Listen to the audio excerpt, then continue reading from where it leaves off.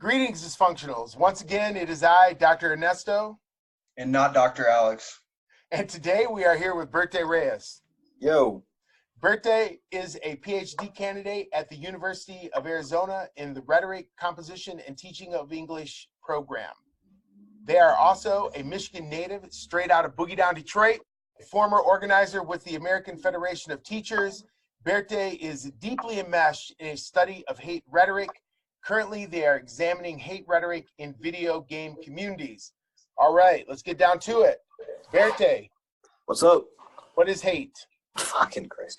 So that's actually, that's the big question. That's the big problem, is that hate has such a slippery definition and applies in some places. That's hard to answer that. Like, we use hate to describe groups and crimes and whatnot, anything rooted in this sort of identity-based discrimination. But it's interesting when we think about the word hate as well as being this emotion, this affective response we have to something that's just constantly destructive, because that oppression comes from so many different places.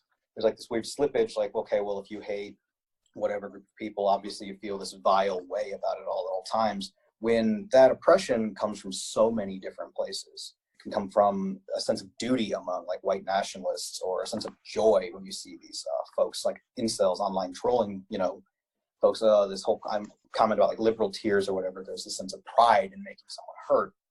And so it's just interesting to think about what is hate when you think about how many different ways we apply it, because hate's also not oppression either. You know, oppression is like an operationalization. There's the word I'm looking for. It's a way of doing this certain oppressive thing. It's a way of enforcing this hierarchy, you know? I realize I'm going all over the place, but that's sort of the issues. Like, what is hate? Hate's a lot of things, and we can kind of narrow it down. Okay, if we need to talk about discrimination, we talk about discrimination. There's this vile sort of emotion we have towards things that we can talk about flippantly, like, I hate peas and I hate these people over here, you know? It's just such a weird word, right? Yeah, I feel that way about the word peace.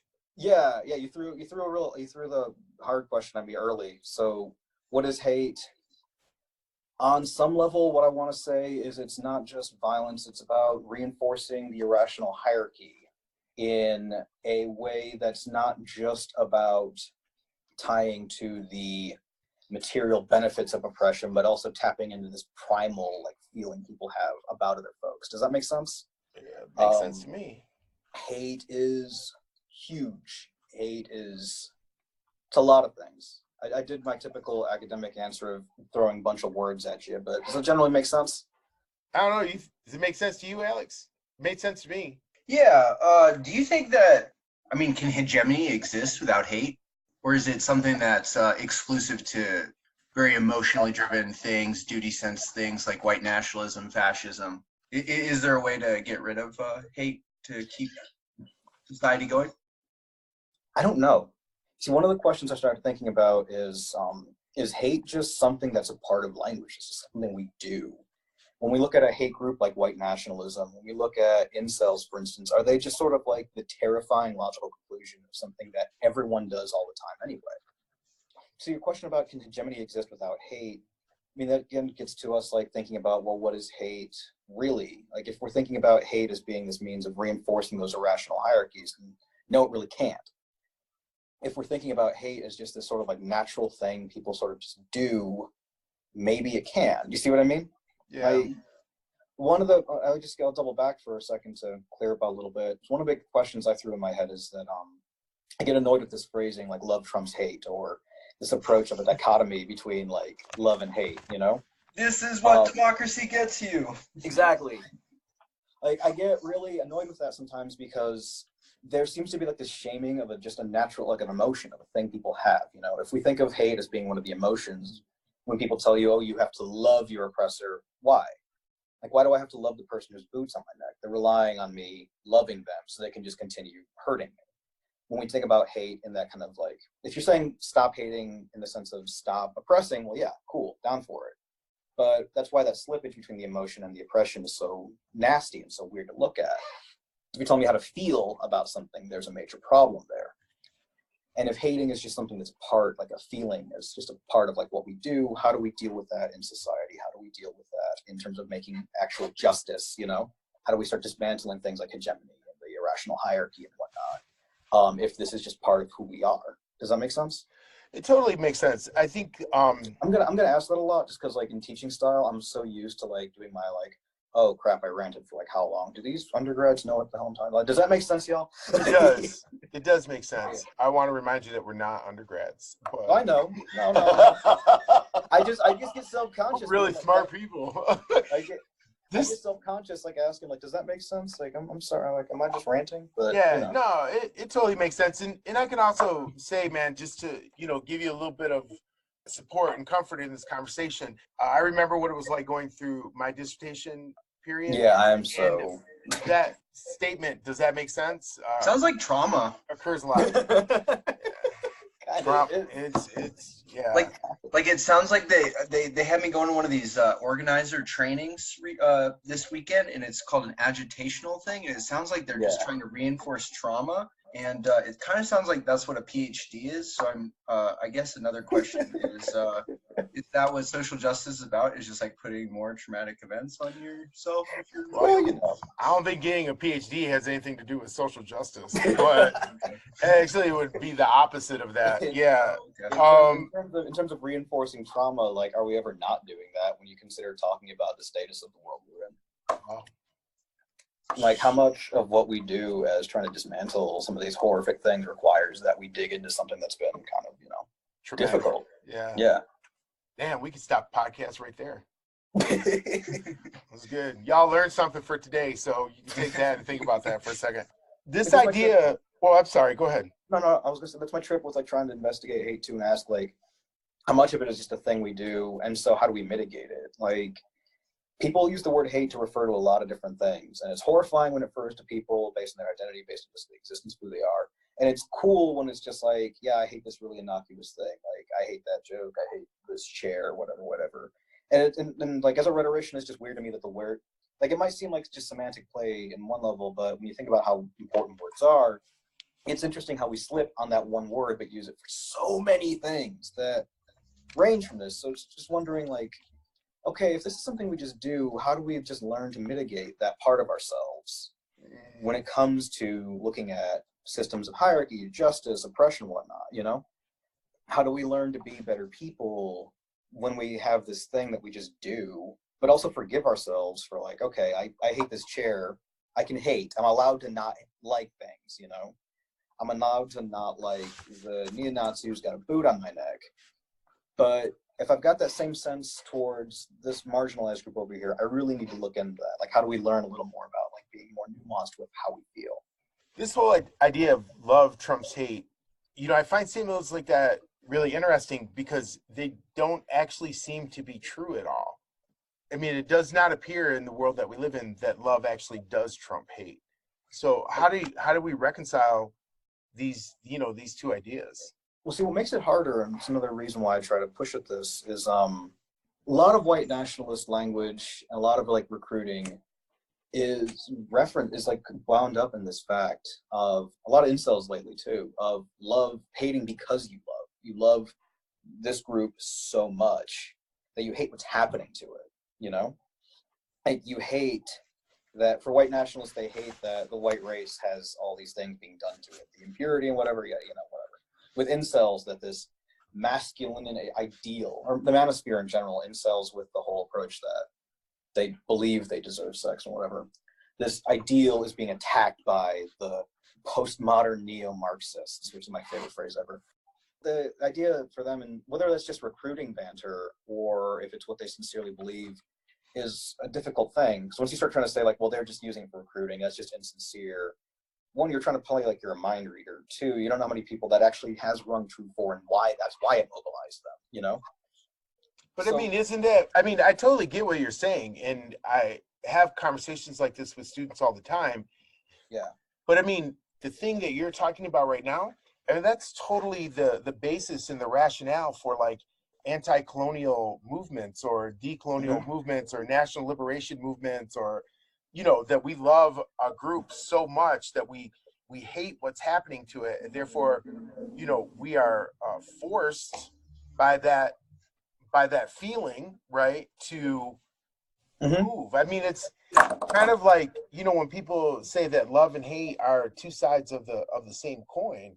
If we hate something so much and we love this other group so much, I mean, does love really trump hate, or does love trump hate because it forces us to overcome the situation? And then that's why we're getting back to that slippage, like with hate being whatever the hell it is that leads to the oppression, the operation of oppression, right? Versus like hate being just this emotional feeling that leads to like this destructive feeling leads to violence or whatever. Love being this approach that is about capacity building, and it's about dismantling oppression, versus love as like this a sensation, emotion towards growth and whatnot. And why the slippage is so important to tease apart, because if what you're trying to say with love trumps hate is a specific approach and orientation towards dismantling all oppressive hierarchy against historically marginalized people, or people in general, just dismantling hierarchies that all can flourish and grow, trumps the application of a system which will maintain a hierarchy and thus disable people from growing and becoming self-actualizing. That's all well and good, but because of the way it gets applied and gets policed and gets talked about, it ends up slipping into like that weird kind of like, you have to have this emotional reaction to somebody who is oppressing you, or you have to ignore those angers and those feelings you have, because we're going to focus on the love feeling and the hate feeling as opposed to the other breakdown. The other breakdown being what? Love as the dismantling of oppressive hierarchies, of systems of oppression, versus oppression itself. So I just wondering, because I think I love having this conversation with you, right? I mean, so really, in some ways, I mean, we could almost name, like when we say love, what we're actually really talking about is the dismantling of these oppressive hierarchies. That's one way. I mean, that's why I'm trying to separate out, like, let's not talk about love, the emotion anymore, because I'm not trying to tell you how to feel. Right. Like, if we want to talk about love as, instead focus on love as the fostering and growth of people, the movement towards self-actualization, to liberation, that's way more interesting. But that's also a thing that I think needs to be thought about in terms of like both how it's operationalized, and also what makes us think about that, you know, like what leads us to that as a good approach to like living, you know, because I'm all for liberation, you know. It's interesting to look at like how mechanisms and shit work. That's all. I think the part about it that really strikes me is, I mean, when you were talking about these things as a dismantling of oppression, right? And I think that really gets to the question of organizing and why we're organizing. I think it gets to the question of the sorts of activities that we involve ourselves in how we decide to dismantle that oppression. And I think the other thing that's really fascinating, and I don't know if it's really the topic of this conversation, but what does it really mean to dismantle oppression, and how far is too far and how far is not far enough? I mean, history shows us that if you really want to dismantle oppression, or you want to be successful at it, at a certain point, I mean, you have to turn towards violence, right? I mean, that's what history shows us. And so then the question is that when that happens, I mean, is that still love in the sense of we have to do this to dismantle oppression, or we have crossed this line into hate? I think it's fascinating. So I want to step back. I want to double back to go forward. So I want to kind of like play with that. But there's an example you made me think of. Recently, she's an amazing YouTuber. She's got a lot of press lately. Is Natalie Wynn. She does this channel called ContraPoints, right? And one of her older videos is about, I think the title of it is why does the left hate free speech? It's all about free speech. Okay. And a lot of the controversies are on deplatforming on college campuses and whatnot. It's a two-parter. It's a really good piece. Anybody listening, like, look it up. It's really great. But one of the things that she brings up that has got me thinking, and it's been thinking about it real hard, is her discussion on like all speech is silencing. The notion that all speech is silencing. The thing she was mentioning is using the specific example of transphobes and outing on campus versus universities deplatforming folks like Milo Yiannopoulos and whatever who are spreading transphobia and whatnot. And her comment was like, okay, all these folks on the right talk about how, you know, they're deplatformed, they're being censored, you're just getting rid of free speech, right? Except when they're being platformed, when they have the space, what they're doing by spreading transphobia is they're silencing all the trans kids. They're silencing all the folks who would love to engage in public discussion, but now they have to be afraid of, oh God, there's all these people who agree with these transphobes. I'm in danger. Maybe I should bite my tongue, you know? And the question being like, okay, people who keep going up to defending a lot of these right-wing, like the fascists, the transphobes, everybody like that, are defending their free speech, forgetting that when they speak, whatever they do is also silencing someone else. So when you come down to the question of free speech, what Natalie Wynn puts up is basically, it's not about defending free speech, it's about who are you defending? Who are you interested in defending? Who are you willing to protect? You know, the big kerfluffle about like free speech on campus, everyone wanted to defend Nazis who were speaking, but leftists have been deplatformed and thrown out of campus and red baited for decades, and that's just a fact of living. That's just the way things are. But everyone's suddenly concerned with free speech when it comes to people who want to do this fascist nonsense. So, well, don't you think that that's partially because that fascist nonsense, that racist rhetoric or that hate rhetoric that they're talking about is actually a fundamental part of this country and the creation of this country? And so like when we attack fascists and racists and hate mongers, what we're actually attacking is the American way of life. I will say politely that it at least has closer parallels to the current hegemony and all that. No, I mean, I'm trying to figure out a way to phrase it, because I do want to take it seriously. I want to play with it a little more. Is if you look at a lot of like what came out of their mouths and what's going on at the time, it's definitely just reinforcing what already exists, hegemony and whatnot. Like an interesting thing about a lot of white nationalists, a lot of the alt-right, was that, you know, they're saying things that, like, they would talk about how, like, they're the counterculture, they're the ones under attack, when all they're doing really is just reinforcing. Exactly. Like, they're reinforcing what's already accepted, you know? What's already been accepted practice. Like, shitting on trans folks has been part and parcel of, you know, the U.S. forever. They're just defending. They're not pushing. They're not breaking a boundary. They're defending a boundary. Right. You know? They're not boundary stepping. Yeah. They're just defending it from being stepped or being crossed. That's why what we were saying, Todd, like, they're not doing anything that seems out of line for business as usual hegemony for American society, you know.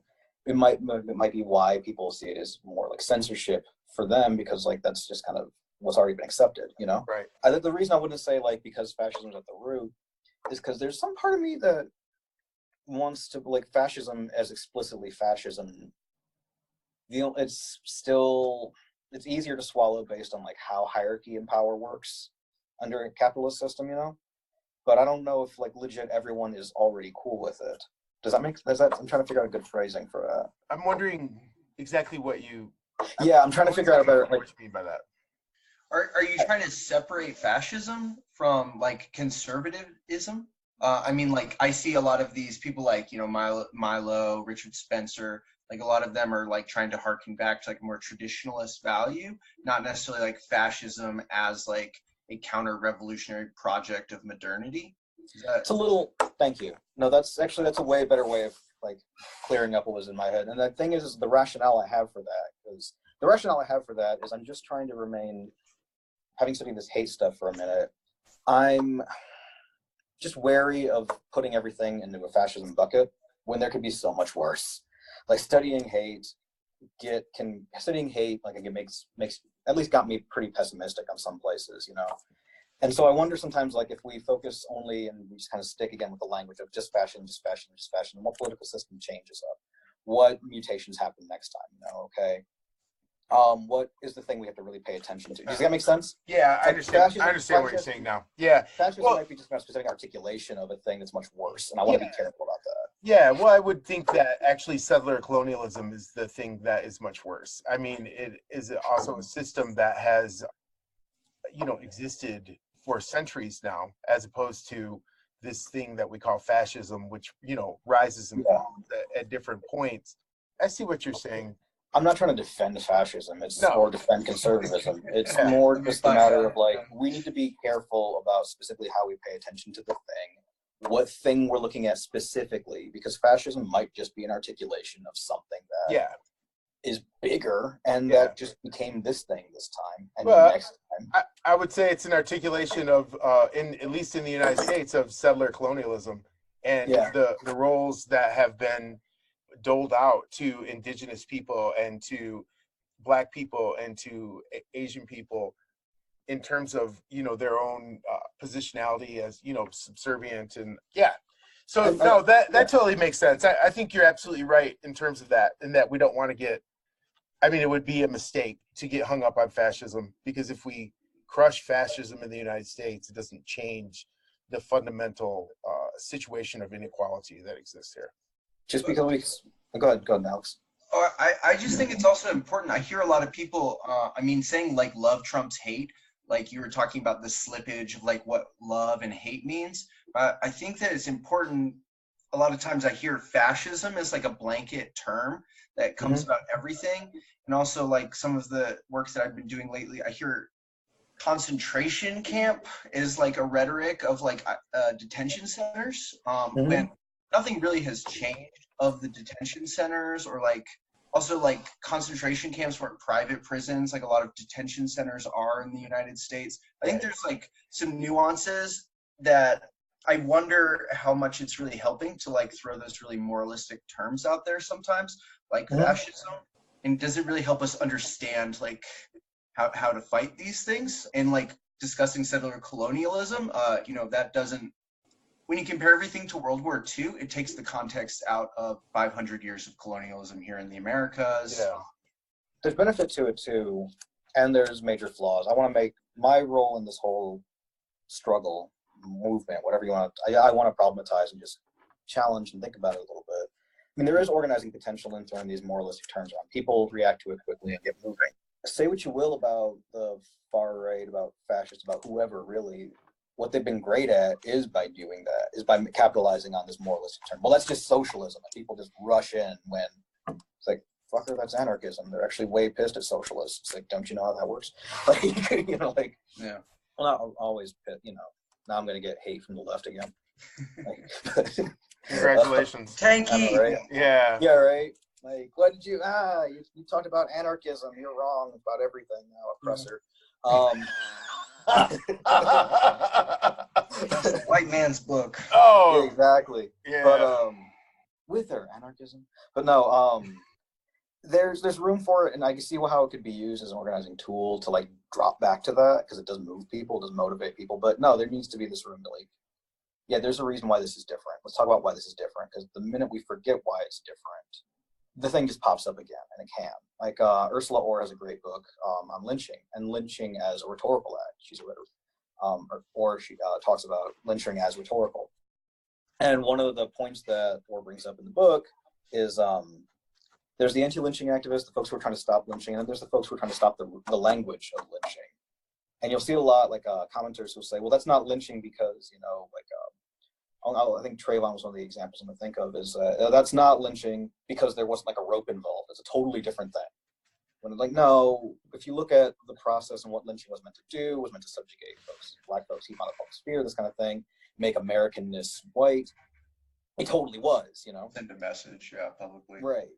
Well, we had, when we were at Michigan State at grad school, the Young Americans for Freedom, the Kyle Bristow, who's, for those of you who are listening, look up Kyle Bristow. Don't, or don't, yeah. Just look him Well, up. he kind of bailed on his his right wing comrades. Well, yeah, because he wanted to see his kid, man. He got himself in over his head. I think he realized that hate is not a game. Yeah. Ooh. And so, anyways, but they did that whole catch a Mexican thing, right? Yeah. And where like they were gonna dress somebody up as a Mexican, and then they were gonna chase them around and catch them and deport them. Mm-hmm. And those happened a lot at that time. They were happening all over the country. But you never heard about the one at Michigan State. And you know why you never heard about the one at Michigan State? is because we stopped it before it ever started. And we did that by producing a flyer that called it for what it was. It was a game about lynching. And across the top of the flyer says, does this look like a game to you? And it had a picture of a lynching. And then what we did in the flyer, we said, in the text of the flyer, it just said, okay, you guys want to play this game? We're going to give you an opportunity to show how much you believe in all of this in front of everybody. Meet us at this place on campus at this time, and you can play your game in front of all of us. And they didn't show up. They didn't show up, and they never played. They never did that at Michigan State. Nobody ever heard about it. But it's a good example of that type of organizing. Instead of having some big rally where everybody got up and talked about how they felt and it was horrible and all of this, we went directly to the source and said, okay, fine, you want to do it? Do it, and show up. And it was funny because one of the undergrad students was like, well, what do we do if they show up? And I said, well, if they stupid enough to show up, I said, I guess we're going to have to kick their ass. But I was just like, I mean, I don't know, but they didn't show up. So, I mean, lynching is a good example there of where broad definition works out for helping us see what the bigger problem is, and like how understanding the word in a bigger problem. Because we're talking about making the fine tuning, like what's the difference, and these are different acts. Absolutely. And you don't want to shovel everything into, say, one word on one level. On another level, like if you think about what that word really is, then like what is that word really? Like that's kind of why I also like, I don't want to say shove everything into the word fascism. Like I mentioned, I don't want to do that. On the other level, that's why I want to do that, because I want to see what the bigger word is. Like what's the bigger thing? Yeah. You know, what's the bigger word that encompasses fascism too? That's the tricky part. And that's why I had such a hard time talking about hate here. If I were to try to draw it out, like you have your oppressive acts. Those are sort of like whatever this thing is in operation, right?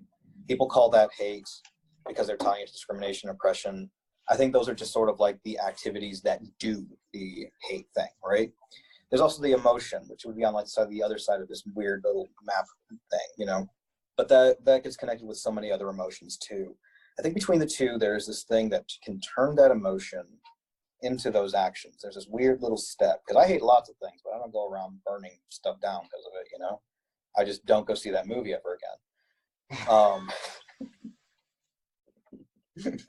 That's just how it is. Like, you're talking about the Godzilla movie that came out like 3 years ago? No, not that one. Not that one. That's the one I hate. That's fair. You see, no, it's fair. But I burned a copy, that I found. And if you want to say, well, that's not the same thing as how a white nationalist hates this person, you don't understand how much I hate that movie. But there's a slippage, like, and there's this thing in the middle. There's this thing that I think is the bigger nugget that leads us to, between the emotion and the operation. There's a thing, and I'm trying to figure that out by doing these studies, because it's just kind of trying to work backwards. Like if we look at the hate speech or a hate crime, what's the backward step? Does that make sense? It makes sense. And you having said that, let's talk a little bit about what's going on with these video game guys. Okay. What's up with that? I don't get it. So they get to play video games all day long and they're not happy about their lives, or what's going on? I'm gonna be clear. I'm not trying to pathologize nobody just because I don't see the point in it really. Like as far as whether they're not happy about their lives or there's that whole article about how men who are they're not happy about their lives. I mean, they think nobody wants to have sex with them. I mean, I don't care if they are or aren't. That's not the point. I mean, I'm just saying. I don't think you're not pathologizing them. They're pathologizing themselves. I'm just saying. I don't care if they're happy, if they're unhappy, if they want to show it, whatever. They're happy. Maybe they don't know. Maybe I don't know. I don't really care. Eat your Doritos, eat your Mountain Dew. I don't give a fuck. Exactly. Like I really don't. Like I really don't. I just don't see. I don't really, because I'm just trying to look. What I'm trying to look at is like we've seen hate groups specifically go out of their way to make video games. There's this one, ethnic cleansing. It's not around. It's not available. It's not easily available. Let's just say that. Was it a good video game? It was terrible. It was actually kind of hilarious. You can find a Let's Play on YouTube where somebody's recording themselves playing it. I forget which one specifically, but I remember losing it, watching that Let's Play on like the 3rd or 4th time, or however many times that game crashed. Oh. And the commenters were like, for a master race, they can't code for nothing. But like it's but like that was Ooh. really specifically supposed to be a recruiting tool. Getting kids playing video games. There's the game like Bomb Gaza. What is it? Angry Goy came out Angry recently. Goy? Yeah, Angry Goy. Oh, that sounds the like second fun. one. There are all these games that just keep popping up, and Is it mostly Jewish ones, or is that just the ones you're using as examples? that's what I'm using as an example. Anti-Semitic. Yeah, that's the ones those are my examples right now. Those are the big ones. Those ones get a lot of play. And that's also you said the Gaza game and the Goy game though. Those Bomb Gaza was a mobile. I want to check it. Let me double check on that one. But I remember Bomb Gaza was one that was out. That's an anti-Palestinian game. I remember reading about that one. Let me be fair there, because what I'm mostly paying attention to is the communities that pop up. Like Angry Goy, there were a few Let's Plays there, so I got to see more of that. Yeah. That Angry Goy 2 was where the Angry Goy 2? Okay, wait. Yeah, there was a second one. Where the leftists. So yeah, let me double back. I bring up Bomb Gaza, but as far as like details on that one, I'm not too. I'll admit that I'm not too good on that one. But Angry Goy 2, what was it? Where the leftists had kidnapped Donald Trump. The leftist, the capital L leftist, had kidnapped Donald Trump, and the player has to go save him. That was interesting. Like each stage, you had like queer folks who, the main character to shoot and gun down to save Donald Trump. You'd see villain, the enemy, the people to be shot, will wear like Black Lives Matter shirts and whatnot. It was very clear what that political bent was. So it's kind of like that Michael Douglas movie, Falling Down, comes to video games. I didn't see Falling Down, but I just showed how old I was, didn't I? I've seen that movie. If it makes you feel any better, I remember the posters for it. I was just too little to watch it.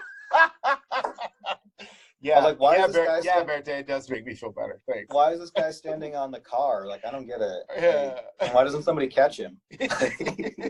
Yeah, Angry Goy 2. Yeah, Angry Goy 2 was that one, but the one I did end up seeing, the game I ended up playing that had a weird story was Muslim Massacre.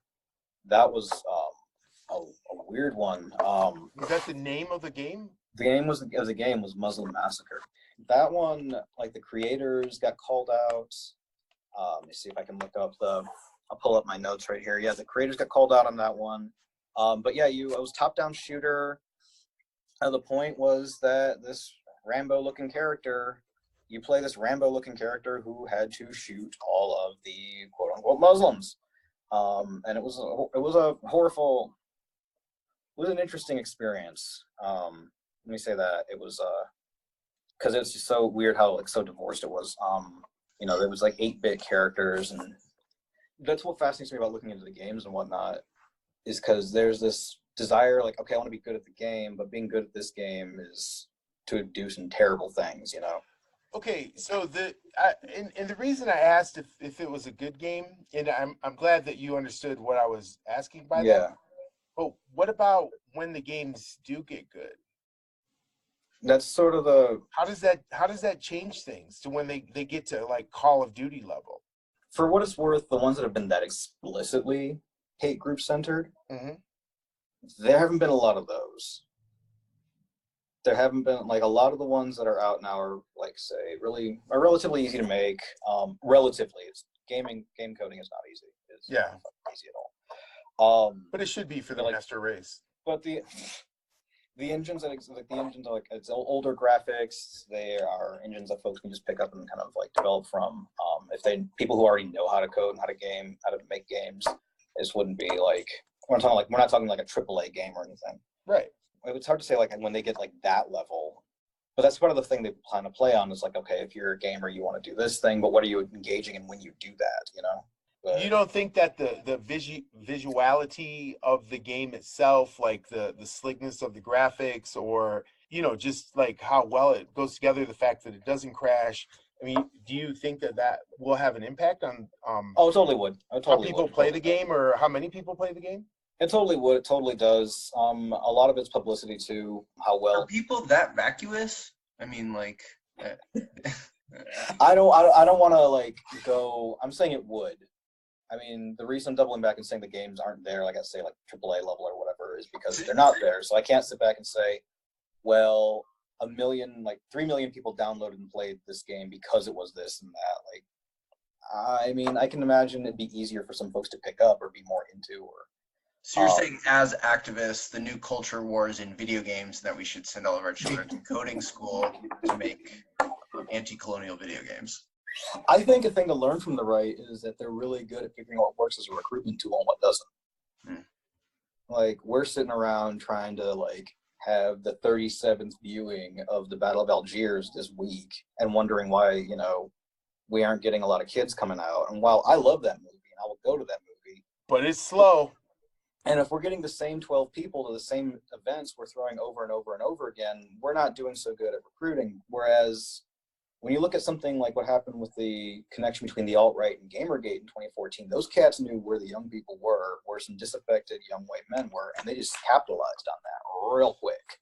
I think that that's really interesting. I mean, when the Zapatistas came out in '94, I mean, one of the things that they were immediately heralded as is masters of using this new thing called the internet to sort of like explode across the world, right, as this new cause of indigenous liberation. And I think that there were, in the early days of the internet, that had a huge impact on, you know, what we would call the left.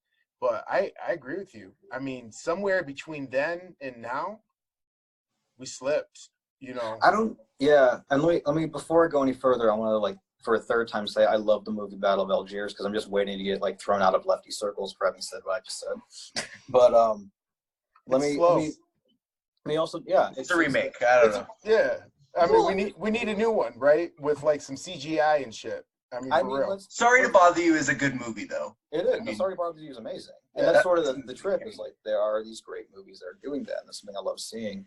That's why I wouldn't want to say like people being vacuous about it. I think when it's very clear that people aren't trying to reach out to you by touching into what you're interested in, why do you have any reason to listen to them? Okay. Yeah.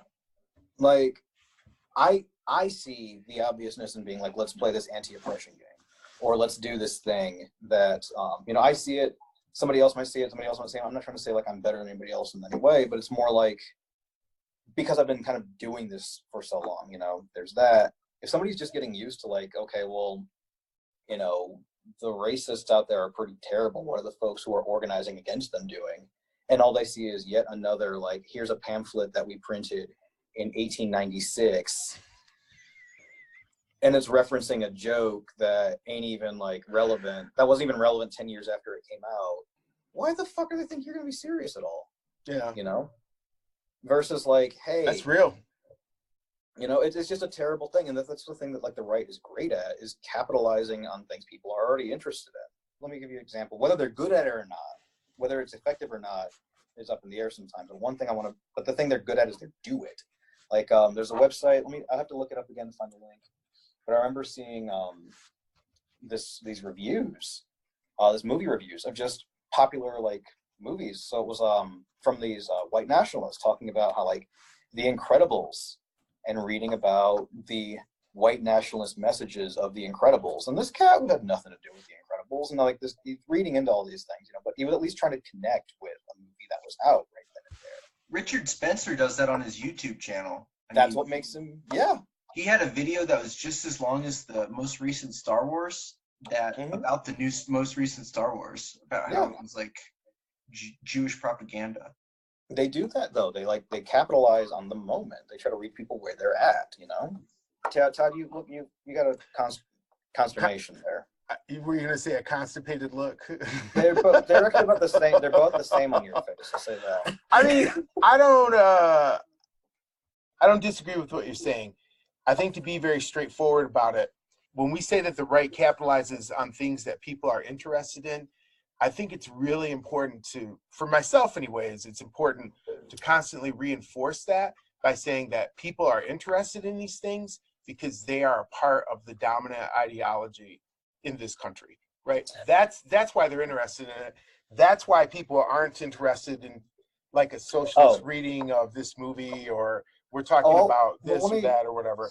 I mean, they're interested in it because it's inside their head. It's inside all of our heads, because this is the way that we're I mean, this is the way that we're socialized. This is the education that we receive.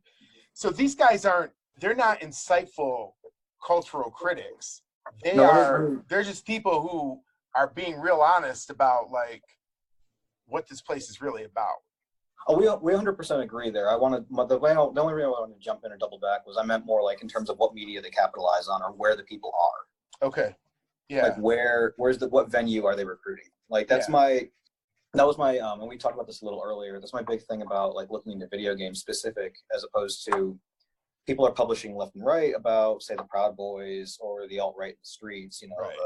A lot of the protests, and that's very important, and I'm glad a lot of folks are doing it. My specific drive in going to video games and looking at folks in gamer communities is specifically because what do you think these white nationalists are doing in their off hours? Like they do like other things. They also are gamers. They also do this. They also do that. This exists here. There are, Gamergate was essentially just a great moment in 2014. Was a great moment for white nationalists to just recruit a bunch of dudes who were being these feminists are terrible, whatever. Do we want to explain Gamergate real quick? Maybe. Well, the short version. Short version. 2014. A bunch of anti-feminist gamers basically started a whole harassment campaign. A bunch of women in gaming. The supposed specifically because a woman won the best game, though, right? She got her game she wrote was Depression Quest. Her name was Zoe Quinn. Her game was well reviewed. A lot of these gamers really didn't like the game. I didn't play Depression Quest, so I can't say whether it was fun or not, but it was a whole interesting thing that it was her ex-boyfriend wrote this huge blog post about how the only reason it was well reviewed was because she was sleeping around. He's an angry ex-boyfriend talking about slut shaming and all this other mess, and was saying that she got these great video game journalist reviews because she was sleeping with these folks. Investigations, people follow up. There's no proof of that whatsoever, but all these dudes basically turned that into an excuse to start harassing women online, harassing game developers, harassing all these folks, talking about how like the line was, we're just interested in ethics and video game journalism, but then would send death threats and would, dox folks, harass them offline, that kind of thing. It was interesting. And if I can be really ugly with that word, interesting. It was a fucking terrible moment. It's the only way I use the word. Yeah. And I feel kind of bad being so flippant about it because like I think back to it, it's fucking nonsense. But it's sort of, it was a bunch of guys using an angry ex-boyfriend bullshit, comments about a woman game developer, and they were using that as an excuse to just go off and harass women off the internet. When you get right down to it, it was a bunch of guys being like, and they would using the whole excuse, gaming's being destroyed by feminists, and that's a lot of what I study now. Isn't even about Gamergate itself. I'm looking at what's happening now, what YouTube videos, and what things are people writing right now, since it's been years since Gamergate, and it's a lot of the same commentary. Like feminists want to put more people, people of color and women in games, but that's destroying gaming. They're ruining gaming. That's that. I feel like I kind of went a little off track, but I don't think you went off track. I think it's I mean, when I hear people say things like that, I can't bring myself to feel any sort of surprise about it at all. I mean, of course they think that women and people of color are ruining gaming. We're ruining gaming the same way that we ruined this country, and the same way we ruined politics when we got the right to vote, and I mean the same way that we ruin everything. I think this work that you're doing in studying hate rhetoric is phenomenal, so interesting, and I love having these conversations with you. And I also know too that these mostly white boys, I mean, all they are doing is parroting what the structures and the way that history is taught in this country tells them to think about people of color. I mean, we can talk about it like on an individual level, we can do all those other things, but the hate that we're talking about, I mean, it is taught every day in classrooms, and maybe not explicitly, but in terms of making young people of color and young white kids question the presence of the people of color. That's hateful. That's hateful shit. Well, I think an example So little caveat before I mention this example I'm going to bring up is one of the fun things about doing the kind of work I'm doing right now is because the most hateful, most egregious, most terrible videos get flagged, get reported so often. One of my favorite parts of doing my research is I'll watch a video, I'll take my notes, I'll do the whole thing. I'll come back to it the next day so I can follow up on a quote I wrote down and it's been taken down because funny story, somebody flagged it. Right. So I'm going to reference this one video, and I say that today, what is it, September 26th, and then who knows, it's already down by now. This guy on YouTube, he was going off about criticisms of The Witcher. It's this video game it's very kind of like a Eastern European folklore kind of aesthetic. He was talking about how some other game reviewers were talking about, okay, well, it's very Eastern European folklore aesthetic. Why it's so whitewashed. It's so white. This game is very white.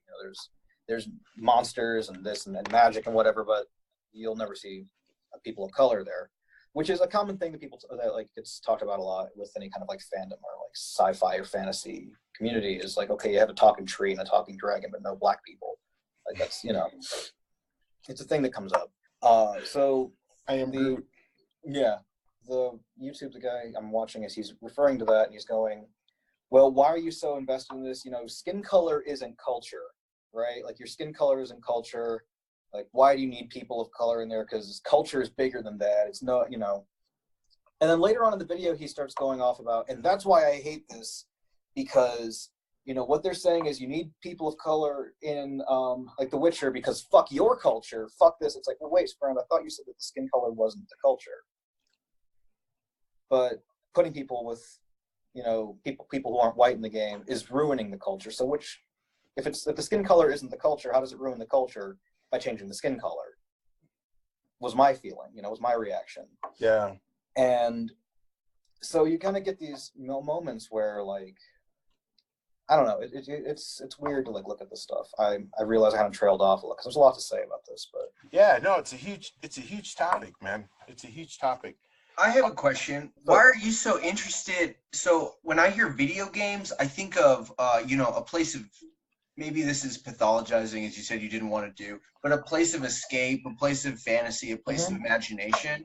And unfortunately, because of like technology and society, maybe not unfortunately, technology and society is a thing that happens, but video games is now where a lot of, instead of imaginative games happen, we go play games. Why do you think that this is such a battlefield for white nationalists, but you don't really see a lot of leftists talking about this in video games? In this like imagined community, I guess, like this place of imagination. So actually there's a couple things I want to jump in with, mention, but first thing I want to point out about the leftists making games, right? There actually are. Okay. There's actually a fairly decent, is it as concerted, as visible as some other, as the right-wing games? Not really, but the gamers are there. Like, there's especially a lot of trans game developers who are making games about dysphoria, about experience. There's a lot of folks who are addressing, not that being trans isn't in itself a lefty thing, it's just more like you see a lot of, but there are folks who do anti-oppression work, who are very opposed to like fascism, who do make games. It's just, are they as well promoted or vocal? I haven't seen like Communist Hero or anything like that, so we're gonna talk about like lefty games, but maybe there's one. But it's there, it's just not quite the same thing. The other thing too, though, is that I think because we get into the debate about ludology and what does it mean to play, what is play really, like, is it always an escape, or is it like a means of engaging with a story? Like, how does interactive storytelling work? What is a game? That gets into it. Those are really big conversations. But if we're going to take the approach of like games as like this place of comfort, of play, of fun, if we're going to take that position, I think that's why there's so much territorialism. That's why people are being so territorial. Rhetorician, I know how to use words, I promise. That's why people are being so territorial about it, is because there's this thing that for a lot of folks does have a lot of emotional connection to, I don't want to pathologize really, but it would make sense if we're going to take that approach, why people would be this feisty over it, Did that answer your question? Yeah, I mean, I was just kind of throwing something out there to really ask you about why video games, I guess. Like, it seems to me an imagined place. I appreciate you pushing back as a place of play. And, you know, because it's also a new version of science fiction, right? Like, you know, many of the Ursula Le Guin writers, or, you know, people like that. It's another stage, but it seems like maybe there's a technological barrier that there wasn't for fiction, the science fiction writers that I really appreciate. You have to know how to code and write a story in order to make a video game, when a story was, you know, something that we've been doing for thousands and thousands of years since language. One of the approaches to video games, especially, is interactive storytelling. Like there's a lot of games that people refer to them pejoratively sometimes not, as walking simulators, where it's just a style of gameplay where you're legit just experiencing the world. And Gone Home is a good one, where your character, you come home, your whole family is gone, and you just kind of piece together a story by finding random snippets of like journals or whatever laying around. And it's just about getting into that narrative and being immersed in the narrative, but also feeling that level of interaction, like that you're also playing with the story too. And so that's a whole thing when we talk about gameplay. Like, what does it mean to tell stories? Like, how do we engage with story, if that makes sense? It's interesting to see like the debates over what are games right now too, especially to see how people weigh in, because a lot of the folks I talk about or I'm studying right now have very hardline definitions of what can be a game. And it fits very specifically into a very cishet machismo kind of like style of play and engagement interaction. When games are so broad, games have so much more to offer than those things. Like it's about even as far as like gender breakdown, as far as who plays games, you know. Well, at least really talking cis play. Like, what was it? Something like 50%, close to 50%, like women, men kind of break down, you know. I don't remember the numbers like where it broke down like cis and trans and whatnot, but the one number I know gets thrown around a lot is like some 40-something% of gamers are women. That's just talking off the top of my head, but that doesn't surprise me. The thing is like breaking down by what genres folks play. You have these hardcore AAA Call of Duty like first-person shooters. The majority of players are men. And I know numbers-wise, what is it like? People who play like just mobile games like Candy Crush or something like that, there's a lot of women who play. And so you'll see a lot of the folks I study or a lot of folks I'm looking at will blow those games off entirely. Like, okay, but they're not real games, or they're not really interesting games, or the gaming community really focuses over here. The reason these games need to be defended is because men play them. Why are you trying to change these games over here, these shooters or whatever? When we talk about gaming, we have to be very specific about like not just the shooters, because then we're just playing into the same thing. Like, we're playing into those are really the games, whereas these other games don't exist. Like, no. That mobile app you're playing on your phone is totally a game. Yeah. You know, even though there's no like, there's a different sense of play in there. As my whole game studies ran. So we're kind of getting to the end of our time. I just was wondering, Berte, if you have any last thoughts that you want to send out into the ether. I want to say that I've really enjoyed talking about this with all y'all, and I've really enjoyed doing this in a weird way, because weirdly the greatest thing I've ever come out of with studying hate is, even though it's been draining and terrifying, and I'm envy, I'm queer, I'm brown, they're talking about me in a lot of these cases. Right. What's been amazing about this is that I've learned a lot about just being human from doing this, like how people act, how people react. Like, I never would have felt, being in like a lot of activist circles way before, I never would have felt as empowered to push back and say like, no, you don't get to talk about my emotions this way or that way, until I had like looked at how people really engage with the world around them, like looking at the difference between like the emotion hate versus like the oppression hate hierarchies and whatnot, you know. I never would have, I never would have felt as empowered until I looked at some of these cats doing this hate stuff and kind of getting bored by it in some cases. Like, this is who I'm supposed to be afraid of, is this person who thinks they invented racism, you know, but they ain't that smart, you know? Or like just learning, okay, like seeing how like white nationalists recruit by, in some cases, like just accepting, like you feel disempowered, you feel hurt, you feel whatever, come join us, and they treat each other with that sense of comfort at times. Like seeing that really helped me like really re-examine like, how do I feel? How do I do things? How do I interact with the world? And to try to learn like, okay, well, what am I not supposed to do? What should I not do? Or how do I become a better person? And kind of like develop there. This has been draining and terrifying, but also kind of wonderful to learn, well, no, what does it mean to be a person when we see that this is just something that people do? I don't know. That was my weird ass rant. It wasn't that weird. All right. Hey, I Berte. appreciated that. Yeah, I did too. Thanks for coming. Yeah, and yeah. being on the show, and yeah, look forward to the next time. Oh, yeah, take care. All right. Okay, that's all we have for today. I want to thank Berte for taking the time to talk with us about this very important subject. Interesting to think about what love really means for myself, how people think about it, and not love is the opposite to hate. There's a battle happening, not just in video games, but our stories in general, pushing and pulling the structures of society. And I, for one, can't wait to see what the stories of tomorrow will tell us. We want to thank all of you for listening. Remember, as Bell Hooks wrote, and we talked about today, love is a dismantling of oppression. Find your way to do that, whether it's art, poetry, or organizing. And in the meantime, stay focused, stay hydrated, and know where the exits are. This is the Reality Dysfunction.